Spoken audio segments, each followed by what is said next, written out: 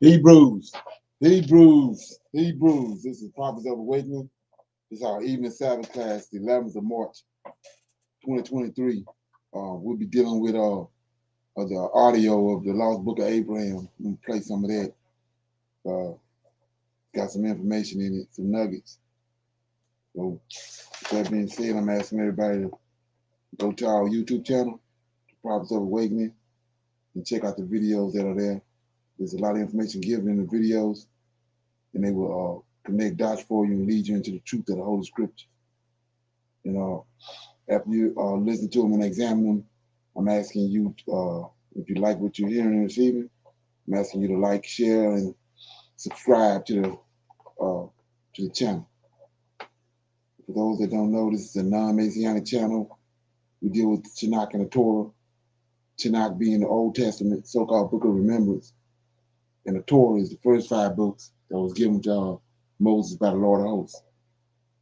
Shalom and welcome to Prophets of Awakening, and welcome to our evening Sabbath class.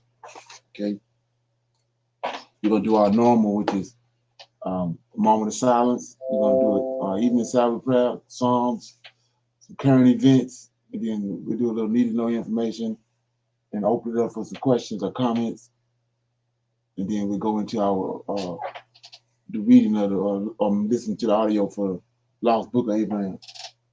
Okay, it's a moment of silence for the Lord of Hosts and all that He's doing to bring about our prophesied deliverance in these last days. Oh Lord, we come before Thee at the end of Your Sabbath day, bow down with a great respect for our Redeemer. Oh Lord, you confess through Your prophet Isaiah that You would return unto us and that You would pour out Your Spirit upon us. And this You have done, O Lord, in great fashion. And because of this, we have found You within the Holy Scriptures.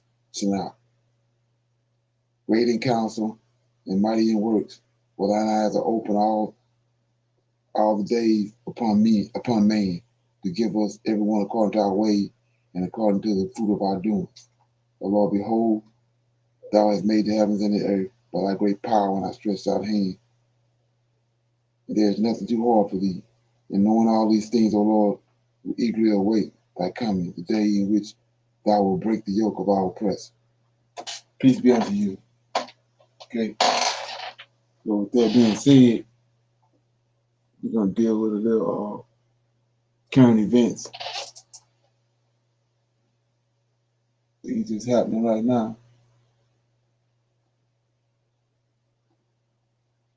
Intensified, Russia has launched a massive air attack. Air raid sirens blared for over 7 hours across Ukraine. At least 6 people were killed. Power infrastructure was damaged. Military infrastructure and supply lines were hit. But the takeaway is this: Russia used its hypersonic Kinzhal missiles against Ukraine on Thursday. That's not something it does very often. Russia struck Ukraine with a vengeance. And there's a reason behind this. Last week, Russia's Bryansk region was in the news. Russia says that there was a terror attack in this region, and it blames Ukraine for this. It said a group of Ukrainian saboteurs entered the border region. It took civilians hostage, shot at a man in a car, and wounded a child. President Vladimir Putin called it a terrorist attack. He said, and I quote, "They will not achieve anything. We will crush them." And the crushing came on Thursday when all of Ukraine was sleeping. Sirens blared as Russia bombarded Ukraine by firing close to 80 missiles and armed drones. 80 missiles. Ukrainian President Zelensky said Russia's strikes hit infrastructure in 10 regions. I have held several meetings today about the consequences of the massive strike on our infrastructure. Another attempt by a terrorist state to wage war against civilized society has resulted in temporary blackouts of electricity, heat, and water in some of our regions and cities. Russian missiles took the lives of 6 Ukrainians today. My condolences to the families. Russia fired 6 Kinzhal missiles at Ukraine on Thursday. All these missiles hit their intended targets. Do you know why? Because Ukraine does not have the ability to shoot these missiles down. The Kinzhal missile is a beast, and it's among Russia's most lethal weapons. It travels at more than 5 times the speed of sound at over 12,000 kilometers per hour. It is highly maneuverable, making detection and neutralization almost impossible. Not just Ukraine, even its allies in the West may not be able to take these missiles down. That's something Putin regularly talks about. He says the West has, quote unquote, no answer to Russia's Kinzhal missiles. Ukraine says it shot down about 34 Russian missiles, other missiles, 34 of them, which means that at least 46 missiles still hit their targets. And that's a lot of missiles. Thursday's air raid is being hailed as a success by the Kremlin, also as retribution for the attack in Bryansk. Listen to the spokesperson of the Russian Defense Ministry. In response to the terrorist actions organized by the Kiev regime in the Bryansk region on March 2nd, the Russian armed forces delivered a massive retaliation strike. High-precision, long-range air, sea, and land-based weapons, including the Kinzhal hypersonic missile system, hit key elements of Ukraine's military infrastructure, military-industrial complex enterprises, as well as energy facilities that supply them. The target has been reached. All assigned objects were hit. For the people of Ukraine, this is a nightmare on loop. I have a quote from a woman who was with her child when the missile struck. She said, and I'm quoting, "It's very frightening, very frightening. The child got scared and jumped out of bed. They're not humans. I don't know what to call them." The fact is, both Russia and Ukraine fire weapons and barbs at each other, and it's always the people who suffer. In Bakhmut, an intense battle is still on. Bakhmut is a critical town, it's a crucial town, and Russia wants its troops to control it by all means. Zelensky says the fall of Bakhmut would pave an open road for Russian forces to enter Ukraine. Remember, the West had earlier painted Bakhmut as an insignificant town with no strategic value. They almost laughed at Putin for trying so hard to win it. But then the story changed. Ukraine sent its best troops to hold on to Bakhmut. It has seen weeks of fighting. Now Russia is very close to capturing it. Ukrainian forces have begun withdrawing from defensive positions. They held on for as long as they could, but by late February it became quite clear that staying on would invite certain death. The weeks that Okay. So what you're witnessing is the same thing what America did to Saudi Arabia. They called it shock and awe when they just unleashed all these missiles on Saudi Arabia overnight. Well, we just witnessed the same thing with Russia, with Ukraine. It's a show of force, showing the West what they're capable of doing. Any comments on that? But what's the strategic advantage of that? I mean, they predicted that they would be able to win this war in a couple of months. It's now been over a year and a month. If they could have done this before, why wait until now to go ahead and wrap this up? America, the West, they've been sending all their technology to Ukraine. It would have happened when he said he wasn't looking for these countries to do what they did. They Right, jumped but up. they're still backing them. So what is the strategic advantage, or what is the potential outcome in biblical terms of all of this? I guess I'm just confused. Oh yeah, Second Ezra. Second Ezra tells you that it's going to be at the very end, two nations going to rise for a minute. He said they reserved to the end. Mm-hmm. Let me read it. They're gonna reserve to the end, but their time in power is not gonna last that long. And so when you look at it, like I was saying, these two, Russia and China, what the main source of what they're being used for is to free us, to kill this, to destroy this system that they got in place, and to free us. Oh, so let's look at it. Second half. I mean, nobody else know that. You see what I'm saying? That's just like with the prophets. Prophets looking there with the angels giving them, they don't give a damn what nobody else thinking about. They all off on some more stuff. Right. So let's look at it. Here you go right here. This is okay. right here. It says, in the last days, the Most High will raise up 3 kings, and they shall renew many things in it, and will devise, will distress the earth and those who are living in it with greater oppression than all who came before them. This is why they are called the eagle's head, for it is they that will bring the wickedness to a head and will bring him to his end. And as for you seeing the greater heads disappear, one of them will die in his bed, but in torment. But as for the 2 who were left, the sword will devour them. For the sword of one of them will devour the one who are with him. But he too will fall by the sword in the last days. And as for you seeing 2 additional wings crossing over to the head on the right side, this is the meaning. It is these that the Most High has kept for the eagle's end. For their reign was short and full of disturbances, as you have saw. As for the lion that thou saw rousing out of the forest and speaking to the eagle and rebuking him for his wickedness and for all his words that you have heard, he is the anointed one whom the Most High has kept until the end of days, who will spring from the posterity of David and come and talk with them. That's David. So you got a apocryphal book? Yeah, I do. Yeah, read that. It's he says he tells you right here. Let me show you the significance of it. So he tells Daniel Ezra have a dream, right? And then he comes and tells Ezra, this is the meaning of the vision that you have. As for the eagle, so Daniel saw a beast, right, with multifaceted beast with he had lion features, bear features, and eagle features, just like that's the 3 beasts that came before it, the 4 beasts. Mm-hmm. So, but right here is the eagle, and it says, "This is the meaning of the vision that you have seen. As for the eagle that you saw rising up from the sea, it is the 4th kingdom that appeared in the vision to your brother Daniel, but it was not explained to him as I now explain it to you, or have explained it. Behold, the days are coming when a kingdom will arise on the earth, and it will be more terrible than all the kingdoms that were before it." That's the 4 beasts. Then he give you the breakdown of that 4 beasts in more detail than he did with Daniel. So that's America, China, and Russia.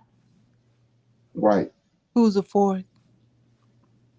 No, 4 beasts is the 4 beasts are the 4 beasts in Daniel.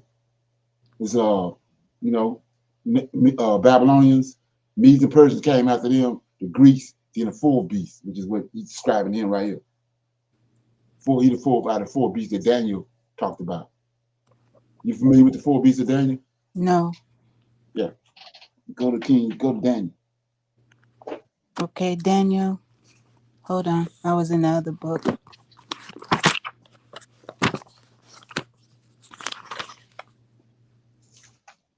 All right. What chapter? So it's in Daniel chapter Daniel chapter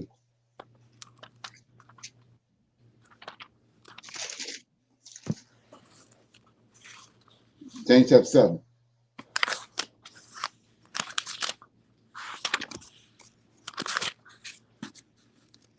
You got it? 1 second. Yeah. In the first year of Belshazzar, king of Babylon, Daniel had a dream, and the vision of his head was upon his bed.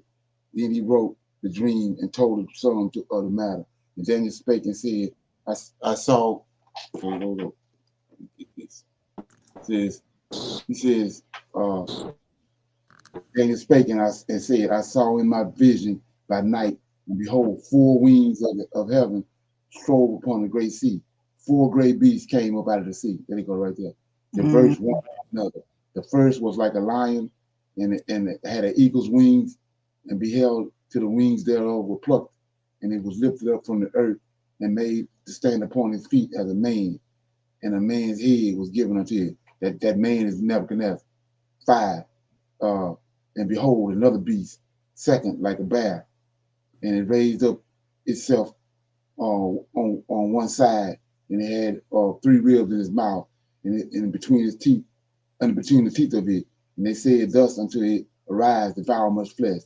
And after this, behold, a leopard, and lo, another like a leopard, which had upon his back 4 wings of fire. And the beast had also 4 heads, and dominion was given to it. And after it, I saw in the night vision, and behold, the 4th beast. It's the 4th beast that he was referring to. The 4th beast, dreadful and terrible, strong exceedingly, and it had iron teeth, and it devoured. This is the Roman Empire, and it devoured all the and breaking pieces, stomped the residue with his feet, the feet of it, and it was diverged from all the beasts that were before it, and it had 10 horns. So that's 4 beasts. But so this is right here. Daniel said this vision in chapter 7 with animals. Yeah, he saw a lion, he saw a bear, a leopard. Then he saw the beast that was a mixture of all 3 animals. So, but before that, he had the same vision about uh, the same beast in chapter. You get it?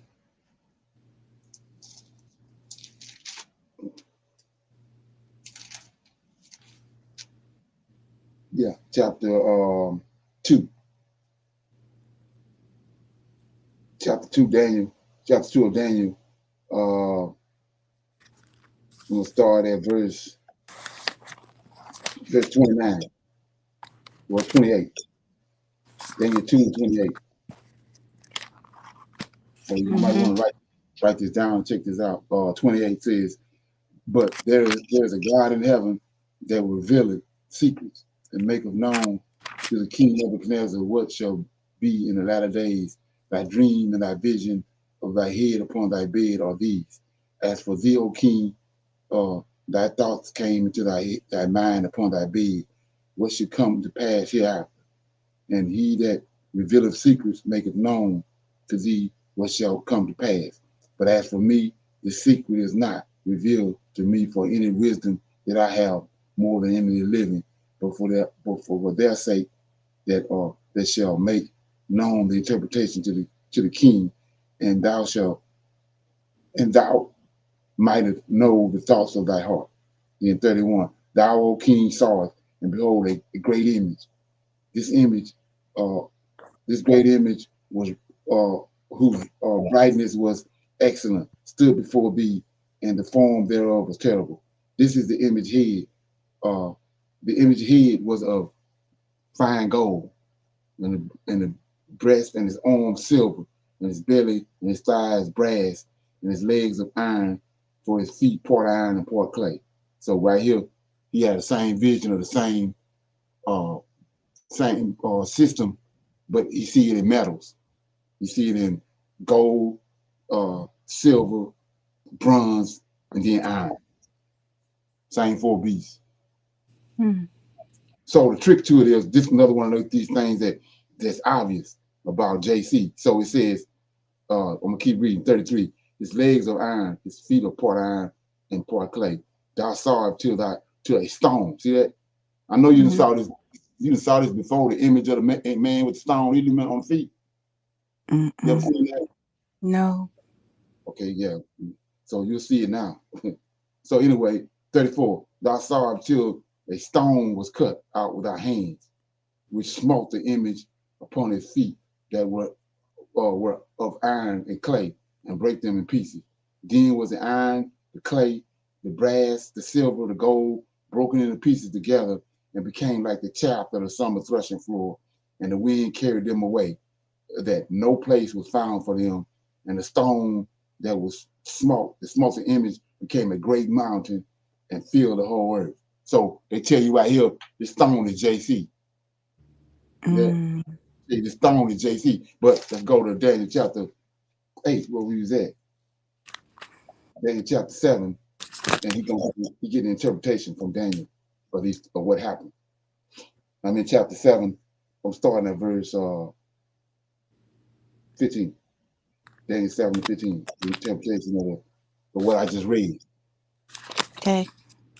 I, Daniel, was grieved in my spirit in the midst of my body, and the vision of my head troubled me.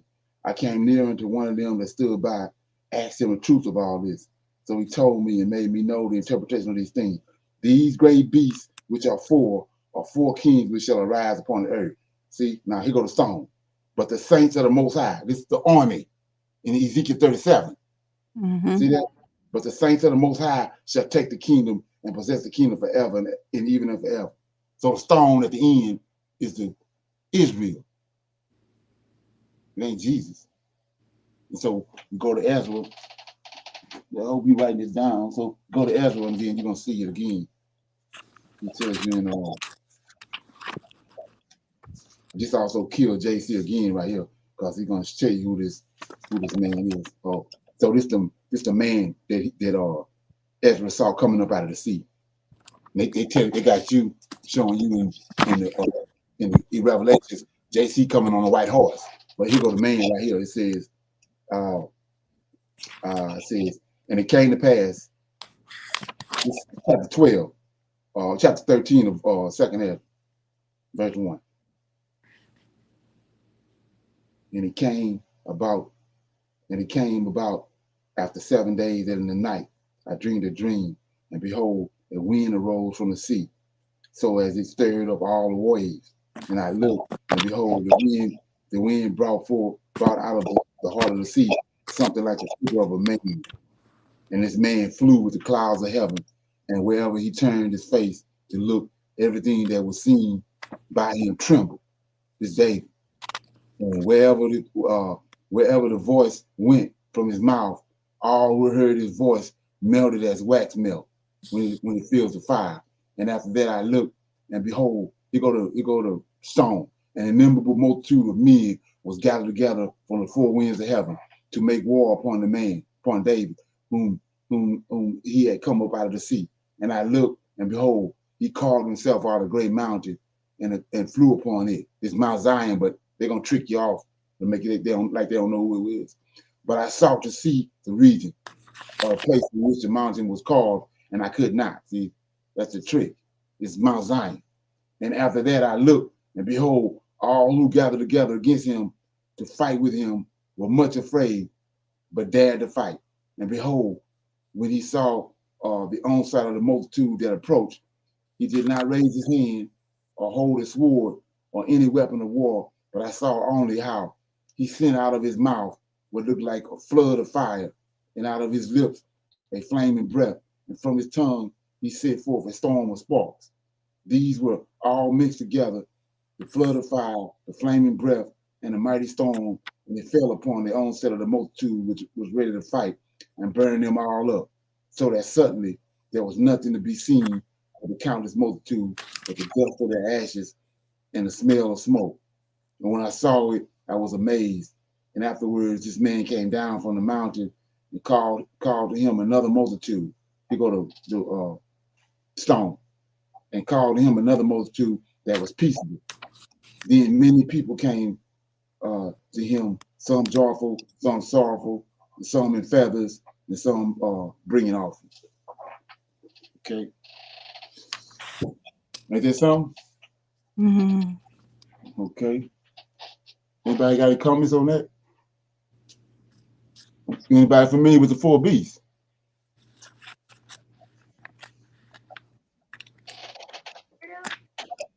I'm not. Okay. So what? Go ahead. Okay. Somebody has something?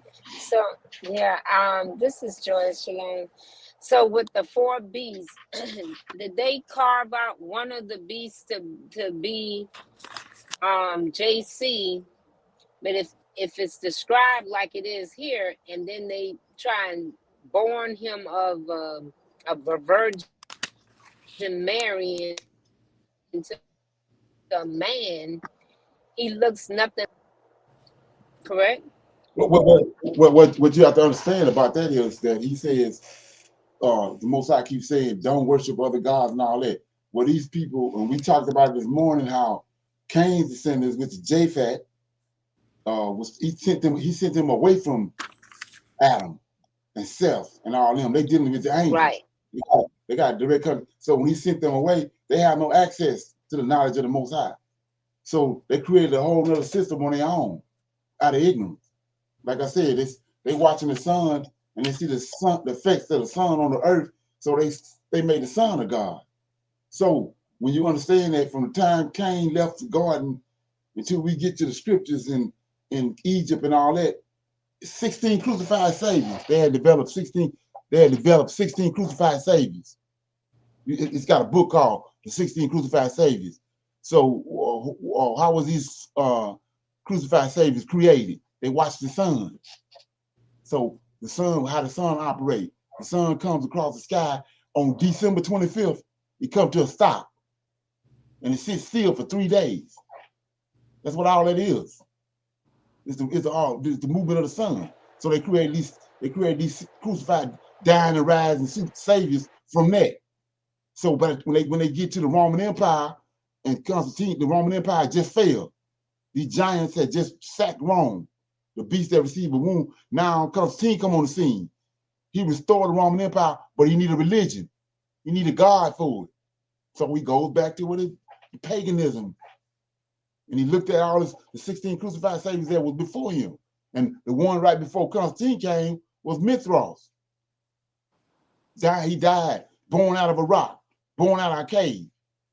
So he came, they created JC first because they got our records.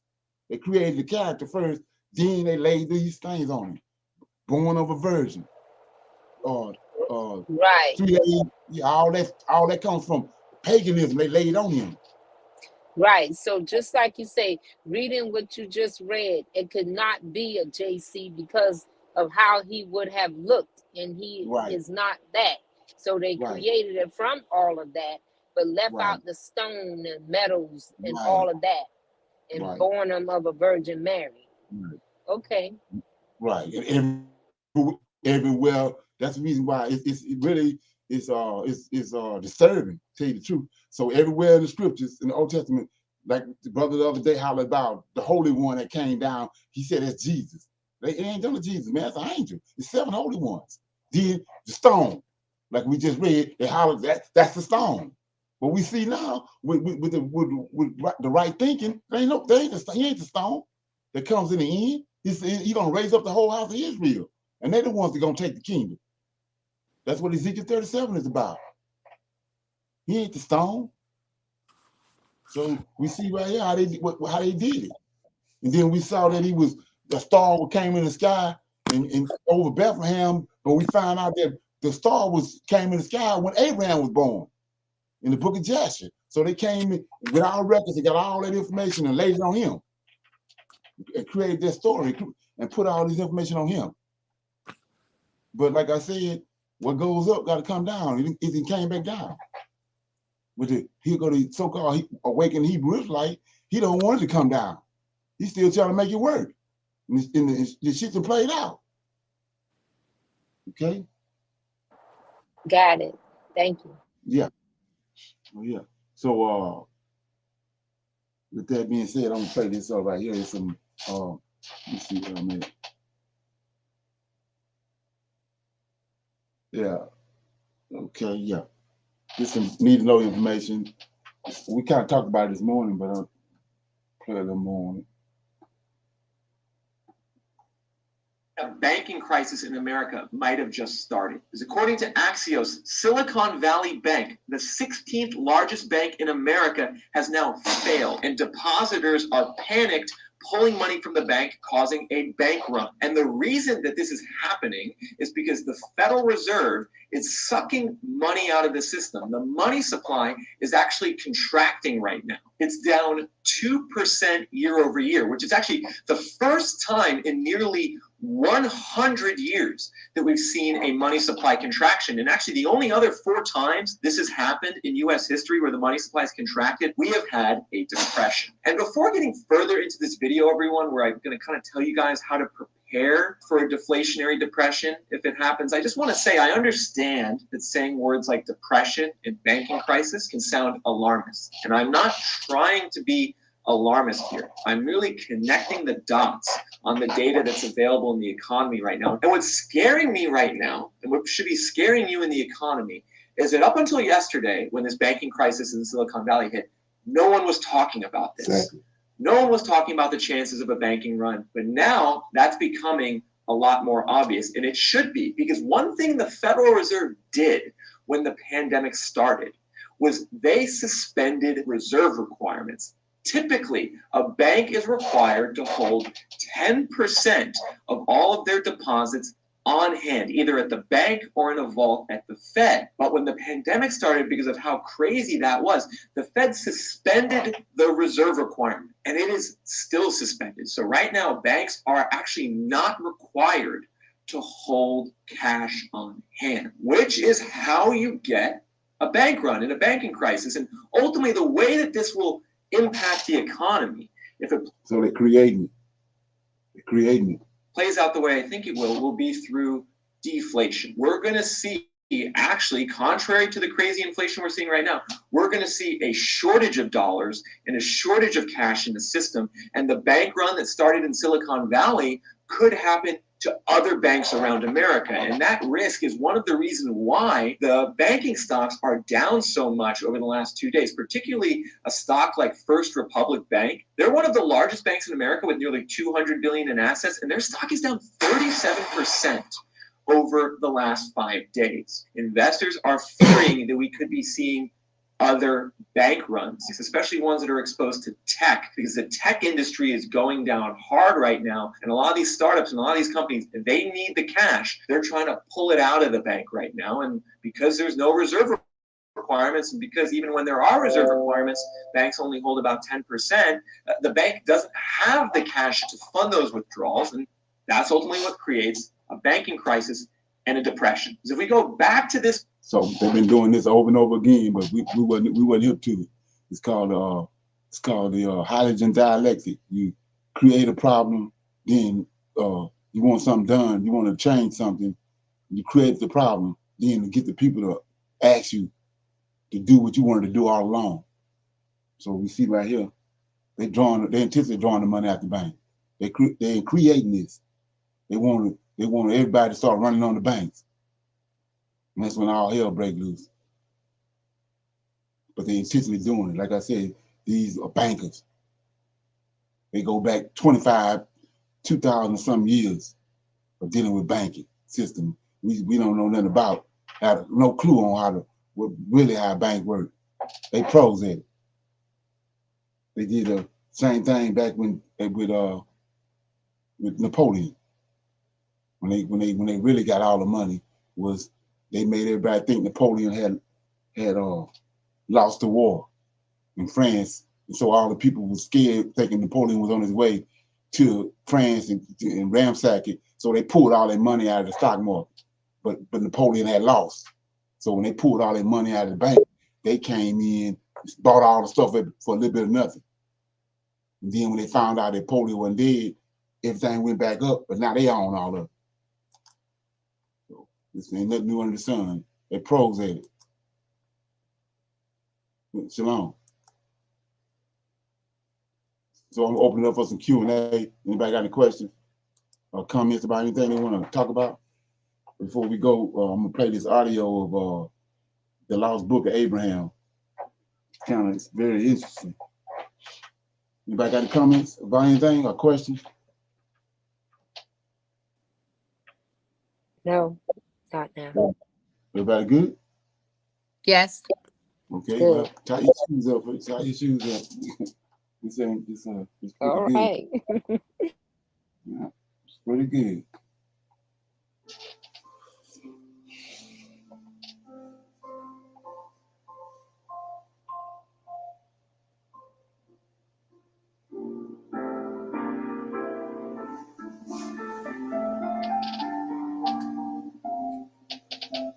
The Lost Book of Abraham. Chapter 1.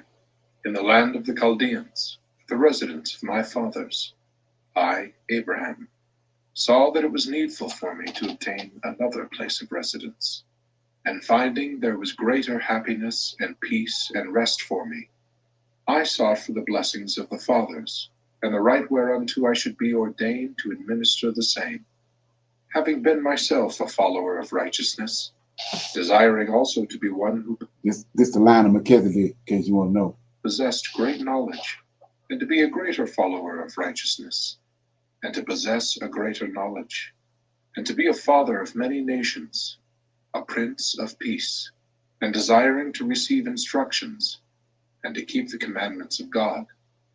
I became a rightful heir, a high priest, holding the right belonging to the fathers. It was conferred upon me from the fathers.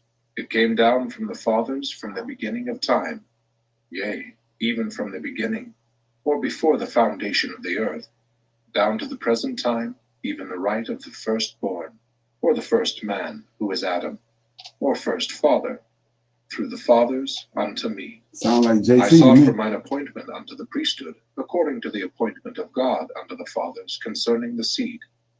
My fathers, having turned from their righteousness, and from the holy commandments which the Lord their God had given unto them, unto the worshipping of the gods of the heathen, utterly refused to hearken to my voice.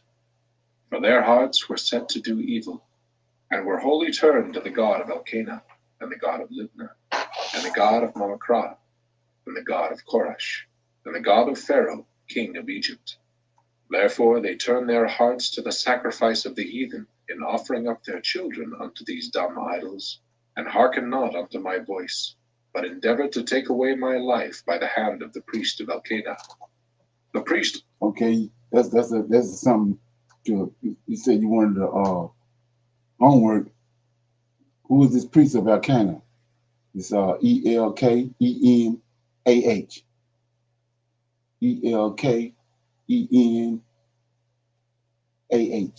Priest of Elkanah. Of Elkanah was also the priest of Pharaoh. Now at this time it was the custom of the priest of Pharaoh, the king of Egypt, to offer up upon the altar which was built in the land of Chaldea, for the offering unto these strange gods, men, women, and children. And it came to pass that the priest made an offering unto the god of Pharaoh, and also unto the god of Shagriel, even after the manner of the Egyptians. Now the god of Shagriel was the sun. Even the thank offering of a child did the priest of Pharaoh offer upon the altar which stood by the hill called Potiphar's hill, at the head of the plain of Olisham. Now this priest had offered upon this altar 3 virgins at one time, who were the daughters of Onita, one of the royal descent directly from the loins of Ham. These virgins were offered up because of their virtue. They would not bow down to worship gods of wood or of stone. Therefore they were killed upon this altar, and it was done after the manner of the Egyptians. And it came to pass that the priests laid violence upon me, that they might slay me also, as they did those virgins upon this altar. And that you might have a knowledge of this altar, I will refer you to the representation at the commencement of this record. It was made after the form of a bedstead, such as was had among the Chaldeans, and it stood before the gods of Elkanah, Libnah, Mamacrah, Koresh, and also a god like unto that of Pharaoh, king of Egypt. That you may have an understanding of these gods, I have given you the fashion of them in the figures at the beginning, which manner of figures is called by the Chaldeans Relenos, which signifies hieroglyphics. And as they lifted up their hands upon me, that they might offer me up and take away my life, behold, I lifted up my voice unto the Lord my God, and the Lord hearkened and heard, and he filled me with the vision of the Almighty, and the angel of his presence stood by me, and immediately unloosed my bands. And his voice was unto me, Abraham. Yeah, so check this out right quick. Okay, watch this. He says he called to the God in heaven. Then he said he sent his angel on the right hand side of him. Michael, right? Watch this.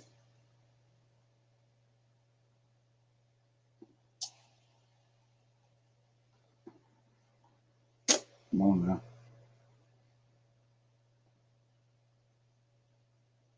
That they might offer me up and take away my life. Behold, I lifted up my voice unto the Lord my God, And the Lord hearkened and heard, and he filled me with the vision of the Almighty. And the angel of his presence stood by me. And So the angel of his presence stood by him. Now watch this. immediately unloosed my bands.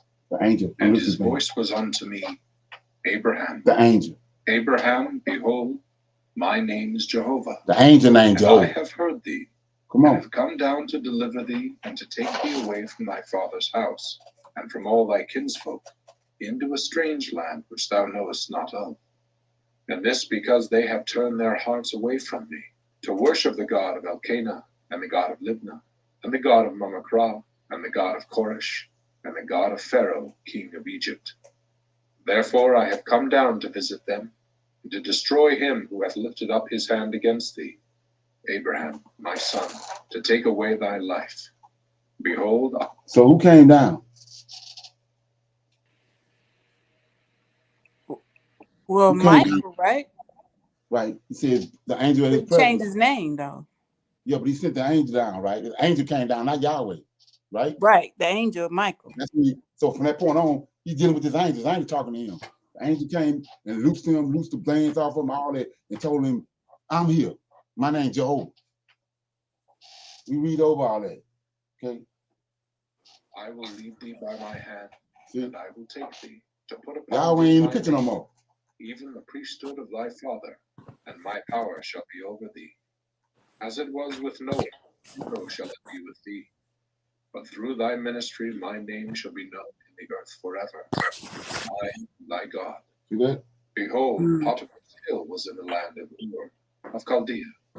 And the Lord broke down the altar of Elkanah, and of the gods of the land, and utterly destroyed them, and smote the priests that he died. And there was great mourning in Chaldea, and also in the court of Pharaoh, which Pharaoh signifies king by royal blood. Now this king of Egypt was a descendant from the loins of Ham, and was a partaker of the blood of the Canaanites by birth. From this descent sprang all the Egyptians. So let's look at this. Let's look at it. So he said the Pharaoh proclaimed that he had royal blood in him, right? Mm-hmm. What royal blood? I broke down who Ham's sons was. The Egyptians ain't none of Ham's sons. The Egyptians came from the fallen angel. It's put the Ethiopian and it's put the Ethiopian and there's one more. But the Egyptian, Mizraim, they come from the giants. They ain't come from Ham. The angel came down. Remember what they said. They went up on the mountain, on Mount Hermon, and they said, all the women whom they chose, they took them and made wives for them. Didn't matter if they had a husband or a man or not. They came down, they took the woman they wanted. And they went into them and they had children. So we see this right here with Ham's lineage. The Egyptian, the Egyptians ascended from this angel that came down. But the other three boys, Canaan, Ethiopia, and Put. Yeah, that's the other three. But the Mizraim ascended from these giants. Let's look at it right quick before we keep going. That's in Genesis chapter 10. Genesis chapter 10 right quick.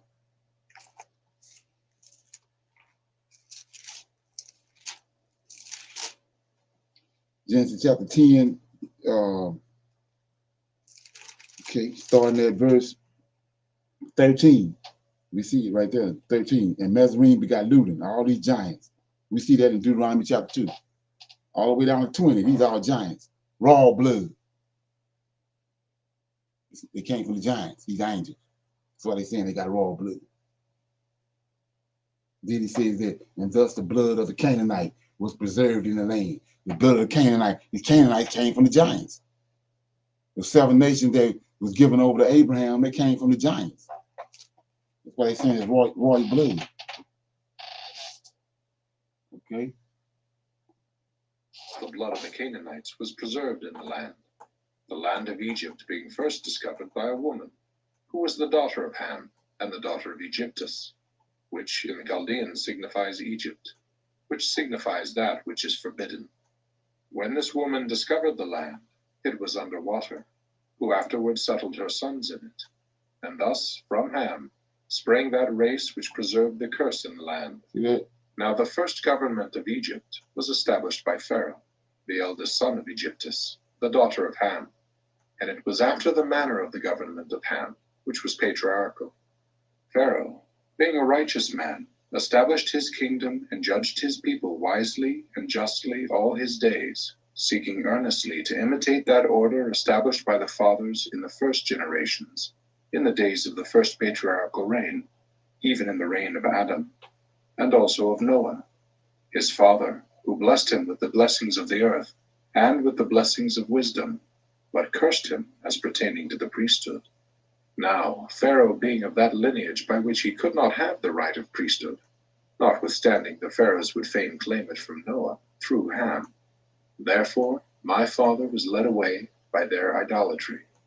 But I shall endeavor hereafter to delineate the chronology running back from myself to the beginning of the creation, for the records have come into my hands, which I hold unto this present time.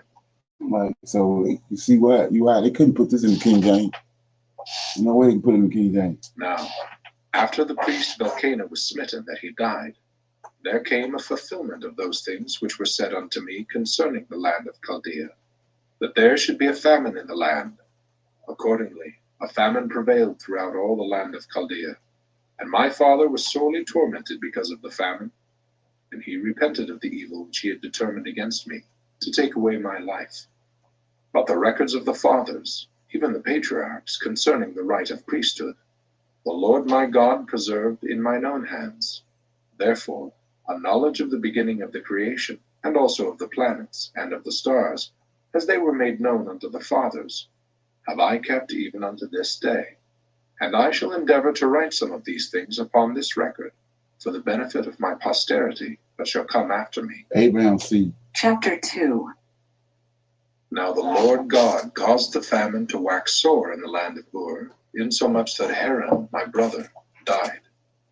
But Terah, my father, yet lived in the land of Ur of the Chaldees. And it came to pass that I, Abraham, took Sarai to wife, and Nahor, my brother, took Milcah to wife, who was the daughter of Haran. Now the Lord had said unto me, Abraham, get thee out of thy country, and from thy kindred, and from thy father's house, unto a land that I will show thee. Therefore I left the land of Ur of the Chaldees to go into the land of Canaan. And I took Lot, my brother's son, and his wife, and Sarai, my wife, and also my father followed after me, unto the land which we denominated Haran. And the famine abated, and my father tarried in Haran, and dwelt there, as there were many flocks in Haran. And my father turned again unto his idolatry. Therefore he continued in Haran. But I, Abraham, and Lot, my brother's son, prayed unto the Lord, and the Lord appeared unto me, and said unto me, Arise, and take Lot with thee. For I have purposed to take thee away out of Haran, and to make of thee a minister to bear my name in a strange land which I will give unto thy seed after thee for an everlasting possession, when they hearken to my voice. For I am the Lord thy God. I dwell in heaven. The earth is my footstool. I stretch my hand over the sea, and it obeys my voice. I cause the wind and the fire to be my chariot. I say to the mountains, Depart hence, and behold, they are taken away by a whirlwind in an instant, suddenly. My name is Jehovah, and I know the end from the beginning. Therefore my hand shall be over thee, and I will make of thee a great nation. And I will bless thee above measure, and make thy name great among all nations. And thou shalt be a blessing unto thy seed after thee, that in their hands they shall bear this ministry and priesthood unto all nations. And I will bless them through thy name. For as many as receive this gospel shall be called after thy name, and shall be accounted thy seed, and shall rise up and bless thee as their father. And I will bless them that bless thee, and curse them that curse thee. And in thee, that is, in thy priesthood, and in thy seed, that is thy priesthood. For I give unto thee a promise, that this right shall continue in thee, and in thy seed after thee, that is to say, the literal seed, or the seed of the body. Shall all the families of the earth be blessed, even with the blessings of the gospel, which are the blessings of salvation, even of life eternal. Now, after the Lord had withdrawn from speaking to me, and withdrawn his face from me, I said in my heart, Thy servant has sought thee earnestly. Now I have found thee. Thou didst send thine angel to deliver me from the gods of Elkanah, and I will do well to hearken unto thy voice.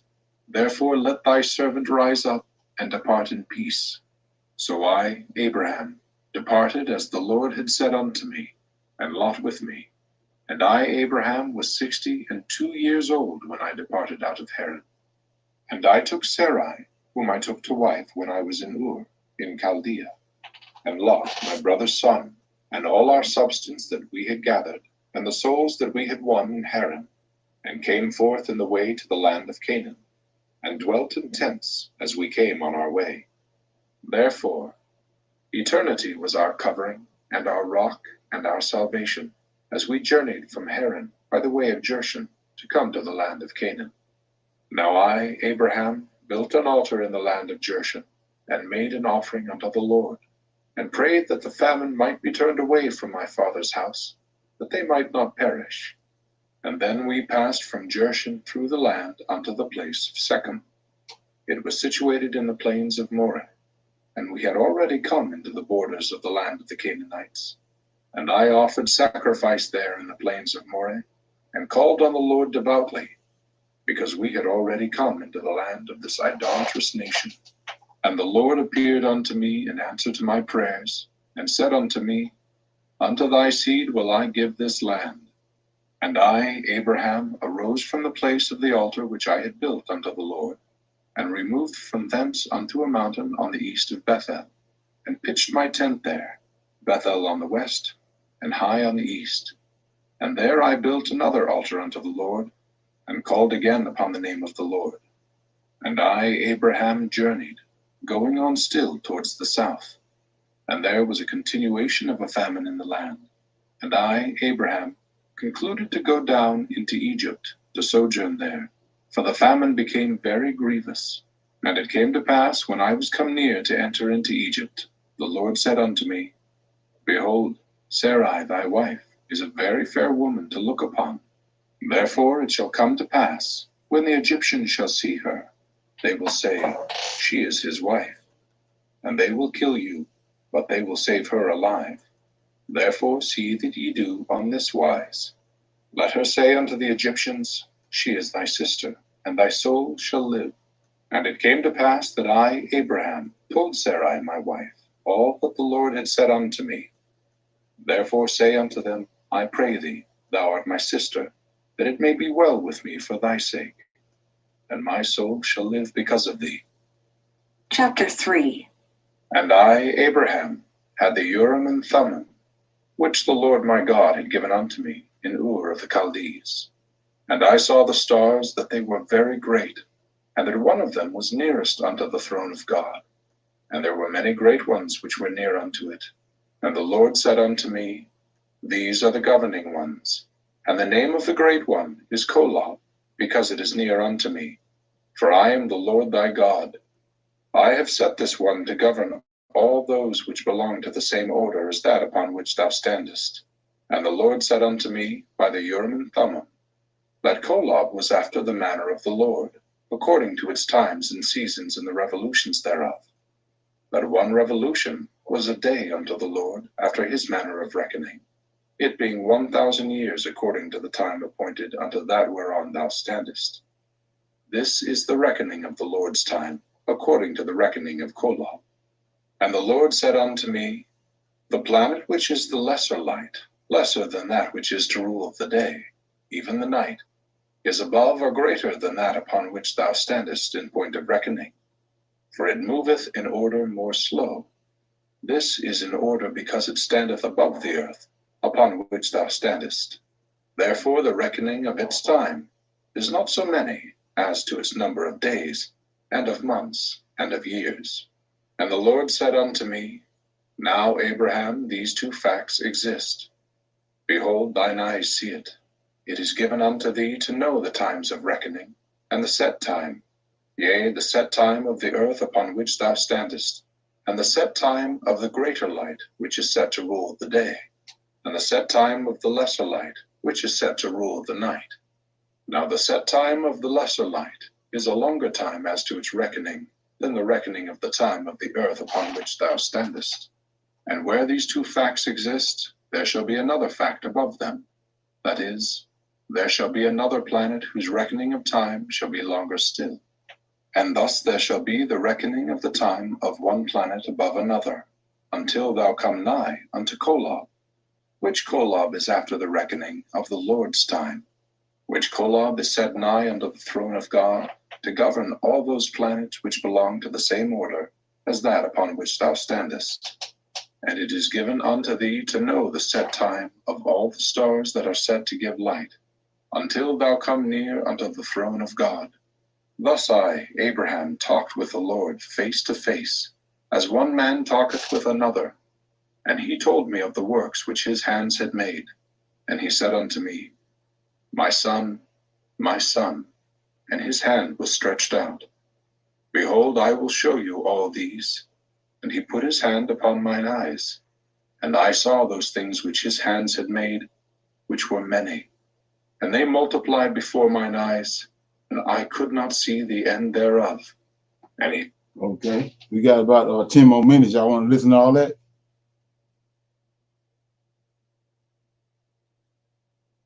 Hello? Yeah, you go ahead. Okay. He said unto me, This is Shinar, which is the sun. And he said unto me, Kokab, which is star. And he said unto me, Oliah, which is the moon. And he said unto me, Kukabim, which signifies stars, or all the great lights which were in the firmament of heaven. And it was in the night time when the Lord spake these words unto me, I will multiply thee, and thy seed after thee, like unto these. And if thou canst count the number of sands, so shall be the number of thy seeds. And the Lord said unto me, Abraham, I show these things unto thee before ye go into Egypt, that ye may declare all these words. If two things exist, and there be one above the other, there shall be greater things above them. Therefore Kolob is the greatest of all the Kokabim that thou hast seen, because it is nearest unto me. Now, if there be two things, one above the other, and the moon be above the earth, then it may be that a planet or a star may exist above it. And there is nothing that the Lord thy God shall take in his heart to do, but what he will do it. Howbeit that he made the greater star, as also if there be two spirits, and one should be more intelligent than the other. Yet these two spirits, notwithstanding one is more intelligent than the other, have no beginning. They existed before, they shall have no end, they shall exist after, for they are no long, or eternal. And the Lord said unto me, These two facts do exist, that there are two spirits, one being more intelligent than the other. There shall be another more intelligent than they. I am the Lord thy God, I am more intelligent than they all. The Lord thy God sent his angel to deliver thee from the hands of the priest of Elkanah. I dwell in the midst of them all. I now therefore have come down unto thee to declare unto thee the works which my hands have made, wherein my wisdom excelleth them all. For I rule in the heavens above and in the earth beneath, in all wisdom and prudence, over all the intelligences thine eyes have seen from the beginning. I came down in the beginning in the midst of all the intelligences thou hast seen. Now the Lord had shown unto me, Abraham, the intelligences that were organized before the world was, and among all these there were many of the noble and great ones. And God saw these souls that they were good, and he stood in the midst of them, and he said, These I will make my rulers, for he stood among those that were spirits, and he saw that they were good. And he said unto me, Abraham, Thou art one of them. Thou wast chosen before thou wast born.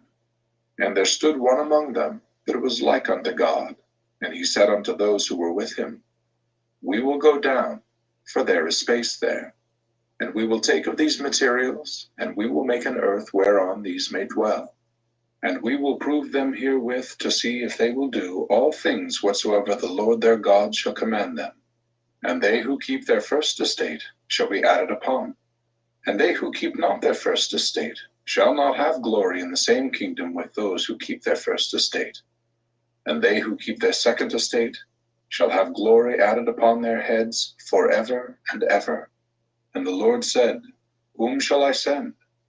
And one answered like unto the Son of Man, Here am I, send me. And another answered and said, Here am I, send me. And the Lord said, I will send the first. And the second was angry, and kept not his first estate. And at that day many followed after him. Chapter 4. And then the Lord said, Let us go down. And they went down at the beginning, and they, that is the gods, organized and formed the heavens and the earth. And the earth, after it was formed, was empty and desolate, because they had not formed anything but the earth. And darkness reigned upon the face of the deep, and the spirit of the gods was brooding upon the face of the waters. And they, the gods, said, Let there be light. And there was light. And they, the gods, comprehended the light, for it was bright. And they divided the light, or caused it to be divided from the darkness. And the gods called the light day, and the darkness they called night. And it came to pass that from the evening until morning they called night, and from the morning until the evening they called day. And this was the first, or the beginning, of that which they called day and night. And the gods also said, Let there be an expanse in the midst of the waters, and it shall divide the waters from the waters. And the gods ordered the expanse, so that it divided the waters which were under the expanse from the waters which were above the expanse. And it was so, even as they ordered. And the gods called the expanse heaven. And it came to pass that it was from evening until morning that they called night. And it came to pass that it was from morning until evening that they called day. And this was the second time that they called night and day. And the gods ordered, saying, Let the waters under the heaven be gathered together unto one place, and let the earth come up dry. And it was so as they ordered. And the gods pronounced the dry land earth, and the gathering together of the waters pronounced they great waters. And the gods saw that they were obeyed. And the gods said, Let us prepare the earth to bring forth grass, the herb yielding seed, the fruit tree yielding fruit after his kind, whose seed in itself yieldeth its own likeness upon the earth. And it was so, even as they ordered. And the gods organized the earth to bring forth grass from its own seed, and the herb to bring forth herb from its own seed, yielding seed after his kind, and the earth to bring forth the tree from its own seed, yielding fruit, whose seed could only bring forth the same in itself, after his kind. And the gods saw that they were obeyed. And it came to pass that they numbered the days, from the evening until the morning they called night. And it came to pass from the morning until the evening they called day. And it was the third time. And the gods organized the lights in the expanse of the heaven, and caused them to divide the day from the night, and organized them to be for signs, and for seasons, and for days, and for years, and organized them to be for lights in the expanse of the heaven, to give light upon the earth. And it was so. And the gods organized the two great lights, the greater light to rule the day, and the lesser light to rule the night. With the lesser light they set the stars also. And the gods set them in the expanse of the heavens, to give light upon the earth, and to rule over the day and over the night, and to cause to divide the light from the darkness. And the gods watched those things which they had ordered until they obeyed. And it came to pass that it was from evening until morning that it was night. And it came to pass that it was from morning until evening that it was day.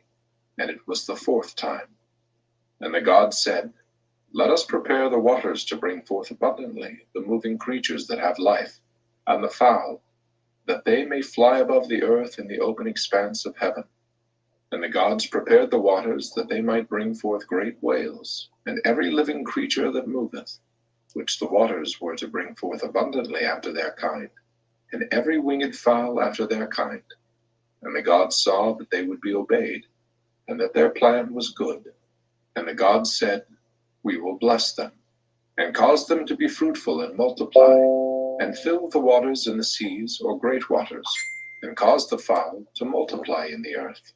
And it came to pass that it was from evening until morning that they called night. And it came to pass that it was from morning until evening that they called day. And it was the fifth time.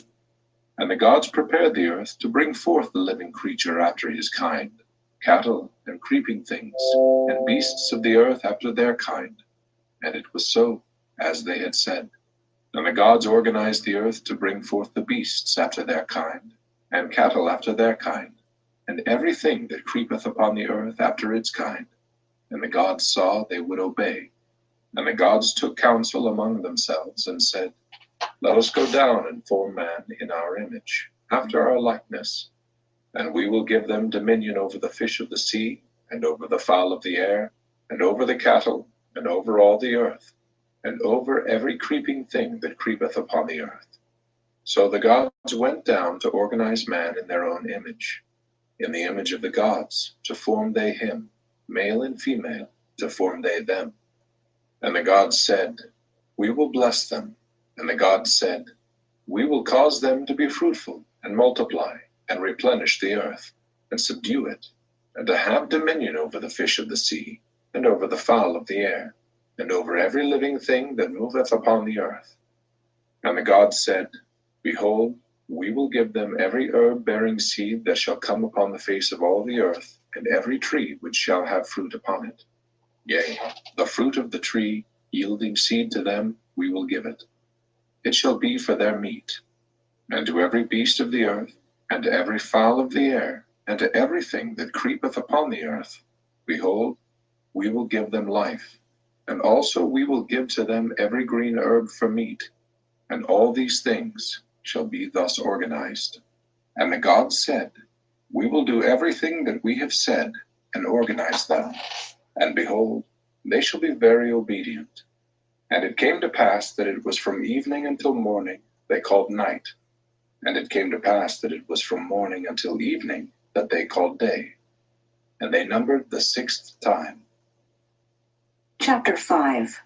And thus we will finish the heavens and the earth, and all the hosts of them.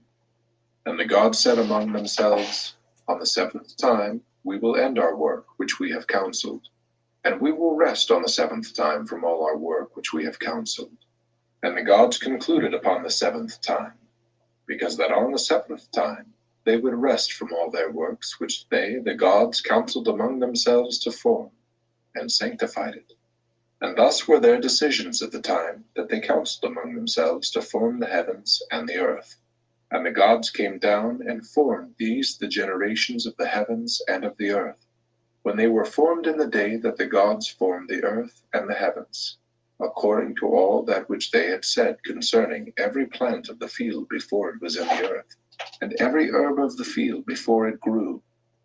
For the gods had not caused it to rain upon the earth when they counseled to do them, and had not formed a man to till the ground, but there went up a mist from the earth, and watered the whole face of the ground. And the gods formed man from the dust of the ground, and took his spirit, that is, the man's spirit, and put it into him, and breathed into his nostrils the breath of life, and man became a living soul. And the gods planted a garden eastward in Eden, and there they put the man, whose spirit they had put into the body which they had formed. And out of the ground made the gods to grow every tree that is pleasant for the sight and good for food. The tree of life also in the midst of the garden, and the tree of knowledge of good and evil. There was a river running out of Eden to water the garden, and from thence it was parted and became into 4 heads. And the gods took the man and put him in the garden of Eden to dress it and to keep it. And the gods commanded the man, saying, Of every tree of the garden thou mayest freely eat, but of the tree of knowledge of good and evil thou shalt not eat of it. For in the time that thou eatest thereof, thou shalt surely die. Now I, Abraham, saw that it was after the Lord's time, which was after the time of Kolob. For as yet the gods had not appointed unto Adam his reckoning. And the gods said, Let us make an helpmeet for the man, for it is not good that the man should be alone. Therefore we will form an helpmeet for him. And the gods caused a deep sleep to fall upon Adam, and he slept. And they took one of his ribs, and closed up the flesh in the stead thereof. And of the rib which the gods had taken from man, formed they a woman, and brought her unto the man. And Adam said, This was bone of my bones, and flesh of my flesh. Now she shall be called woman, because she was taken out of man. Therefore shall a man leave his father and his mother, and shall cleave unto his wife, and they shall be one flesh. And they were both naked, the man and his wife, and were not ashamed. And out of the ground the gods formed every beast of the field, and every fowl of the air, and brought them unto Adam, to see what he would call them. And whatsoever Adam called every living creature, that should be the name thereof. And Adam gave names to all cattle, to the fowl of the air, to every beast of the field. And for Adam there was found an helpmeet for him. Is that some? Any comment? Yeah. That's so-called Lost Book of Abraham. Is that something? Yes, sir. Now they put it instead of one creating the heaven and creating the earth, they made it more than one. Okay. Yeah. Anybody else got any comments on that? Probably gonna have to let that ferment. But if you want to watch it again or whatever, it's Apocrypha, the Lost Book of Abraham. Just put that in the search block on YouTube. Okay. Anybody got anything else? Comments or questions about anything before we leave? Okay, everybody good? Yes. Okay. Shalom. I'll see everybody on Sunday. You want to come in on the conversation on Sunday, the clubhouse. Other than that, I'll see everybody on Tuesday at 8 o'clock for our advanced Bible study. Shalom. Shalom. All right.